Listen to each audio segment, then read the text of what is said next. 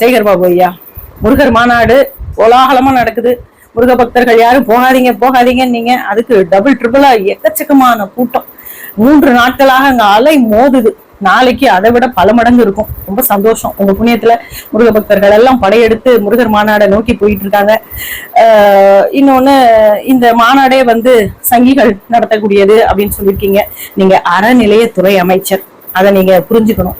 யாரு மாநாடு நடத்தினாலும் இந்த மாதிரி கடவுள் ஆன்மீக ரீதியாக நடத்தினா அதுக்கு நீங்க சப்போர்ட் பண்ணணும். அதை விட்டுட்டு இப்படி எதிர்த்து பேசலாமா?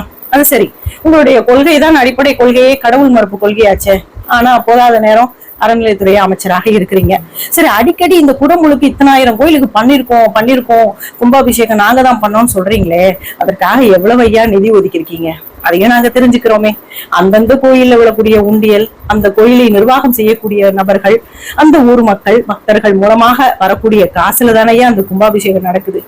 எவ்வளவு பணம் அறநிலையத்துறையில இருந்து அந்த கோயில்களுக்கு ஒதுக்கிருக்கீங்க? அறநிலையத்துறையுடைய கஜானாவே கோயில்களால தானையா நிரம்பி வழியுது. அதை சொல்ல மாட்டீங்களே. உங்களுக்கு ஒன்று தெரியுமையா, இப்ப பக்தர்கள் எல்லாம் உண்டியல் எதுக்கு காசு போடணும் அப்படின்னு யோசிக்க ஆரம்பிச்சிட்டாங்க. ஏன்னா இந்த உண்டியல் காசு அந்த கோயிலுக்கு பயன்படுறது இல்லைன்ற விரக்தியில. அது மட்டுமல்ல, இந்த முருகர் மாநாடு பக்தர்கள் கோலாகலமா கொண்டாடணும்னு ரொம்ப ஆர்வமா ஆசையா ஆன்மீகத்தோட பயணம் செஞ்சு அதை வெற்றி பெற வைக்கணும்னு கங்கணம் கட்டிட்டு நிக்கிறாங்க. அதுக்கு நீங்க உறுதுணையா இருந்து சிறப்பா நடத்தி கொடுங்க ஐயா.